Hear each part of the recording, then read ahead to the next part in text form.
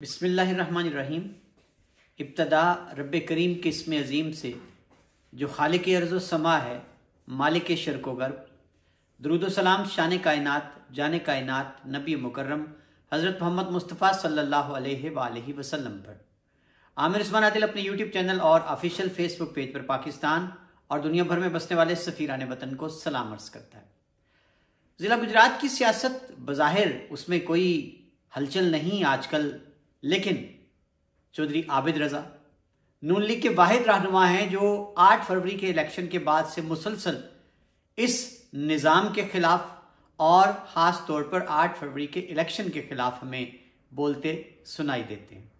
जी नाज़रीन, एक और उनका क्लिप इस वक्त सोशल मीडिया पर वायरल है जिसमें उन्होंने गुजरात में अमन व अमान की बदतरीन सूरत हाल के हवाले से बात की है और जो तजावज़ात के खिलाफ ऑपरेशन है पंजाब हुकूमत का, उस पर उन्होंने क्या कहा है और साथ ही साथ उन्होंने सहाफ़त को भी आड़े हाथों किस तरह से लिया है।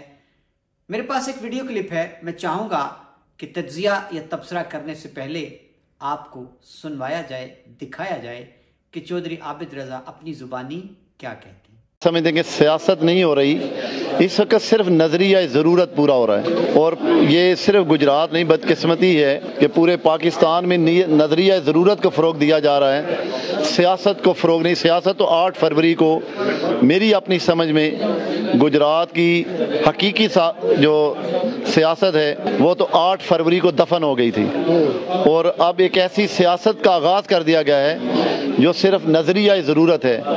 अल्लाह ताला हम सब को हक पर खड़ा रहने की और डट जाने की तौफीक ता फरमाएं। नहीं, देखिए, 2 चीज़ें हैं। लॉ एंड ऑर्डर हमेशा तभी कमज़ोर होता है जब आपकी सियासत कमज़ोर होती है। जब मैंने कहा कि आप नज़रिया ज़रूरत की सियासत कर रहे हैं तो हकीकी सियासी नुमाइंदे जिन्हें लोगों ने मुंतखब किया वो तो ईवानों में नहीं है। ईवानों में वो लोग गए हैं जो तीसरे चौथे नंबर पर जिन्होंने वोट लिए। तो रही बात लॉ एंड ऑर्डर की, लॉ एंड ऑर्डर क्यों मेनटेन नहीं? देखें, जब जैली नुमाइंदे बने हैं तो डीपीओ डीसीओ ने कैसे जवाब दे होंगे?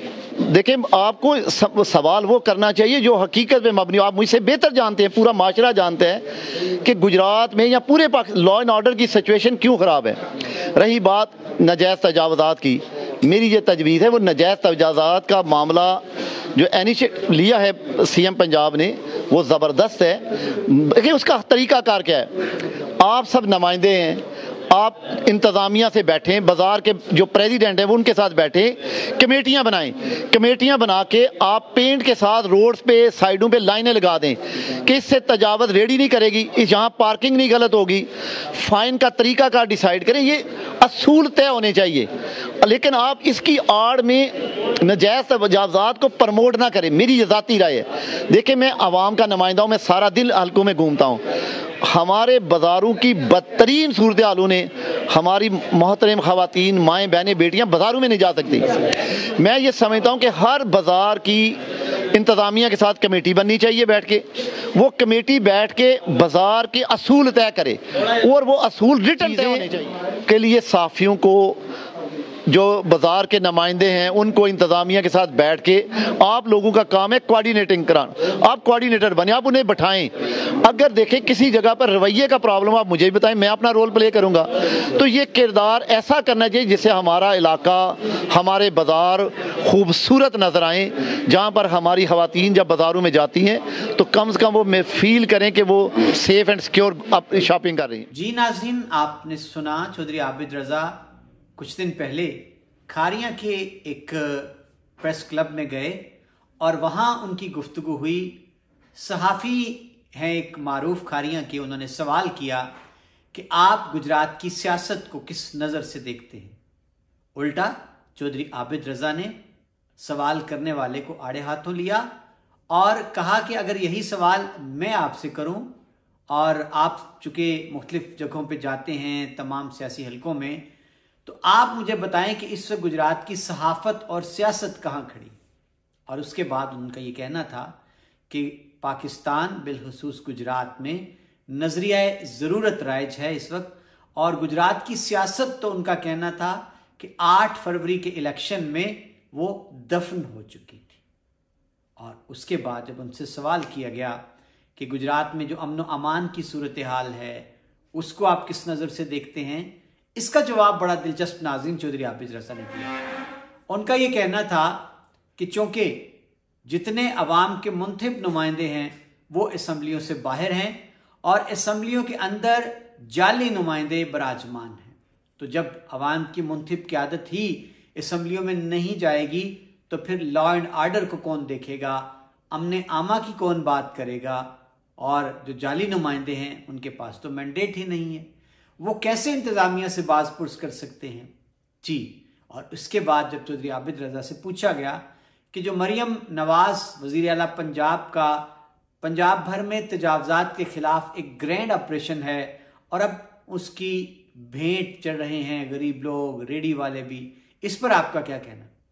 तो नाज़रीन चौधरी आबिद रज़ा ने जुज़वी अंदाज में मोहतरमा मरियम नवाज के इस इक़दाम को सराहा, लेकिन तरीक़ेकार जो था इस पर अमल दरामद का, उससे उनका इख्तलाफ सामने आया।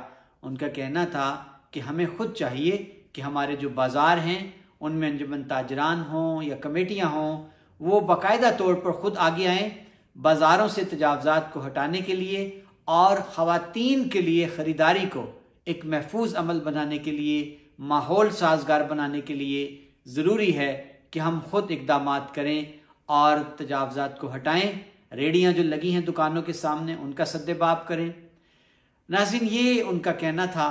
और अब जो इस सारी गुफ्तगू का लुब्बे लबाब है वो बड़ा वाज़े है कि चौधरी आबिद रज़ा इस वक्त जितनी बदअमनी है, जितनी लाकानूनियत है, जिस कदर बद इंतज़ामी है, उस सब का ज़िम्मेदार इस इलेक्शन को ठहराते हैं, मौजूदा निज़ाम को ठहराते हैं। जब उन्होंने खुलकर ये कह दिया कि नज़रिया ज़रूरत राइज है और अवामी नुमाइंदे असम्बलियों से बाहर हैं, तो फिर आप किस निज़ाम की बात करते?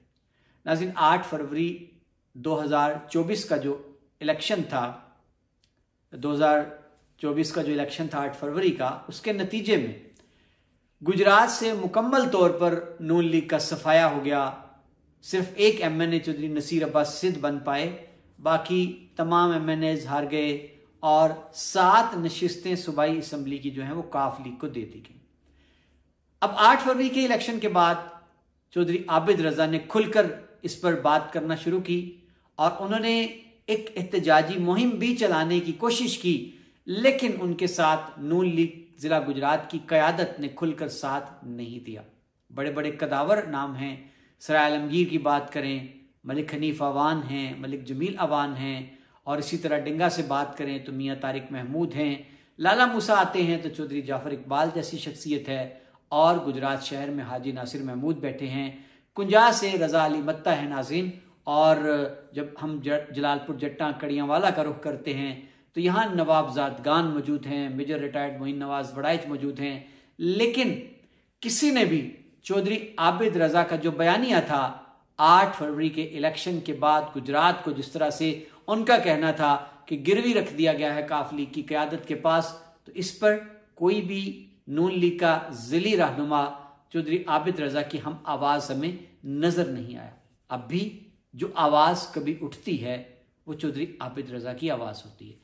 तो गोया अब आज उन्होंने खुलकर जितना भी इस वक्त पंजाब के अलावा गुजरात में लॉ एंड आर्डर की बदतरीन सूरत हाल है, डकैतियाँ हैं, चोरियाँ हैं, राहजनी की वारदातें हैं, और अब जो तजावज़ात के खिलाफ जिस अंदाज से ऑपरेशन किया जा रहा है, इस सारे का जिम्मेदार चौधरी आबिद रज़ा ने 8 फरवरी के इलेक्शन को करार दे दिया। और साथ ही साथ नाज़रीन उन्होंने सहाफ़ियों को भी आड़े हाथों लिया कि आप खुद तज्जिया करें, आप खुद हालात जिस अंदाज में आप देखते हैं उनको रिपोर्ट करें किसी लगी लिपटी के बगैर। आमिर उस्मान आदिल को इजाज़त दीजिए, अपना ख्याल रखिएगा, अल्लाह हाफ़िज़।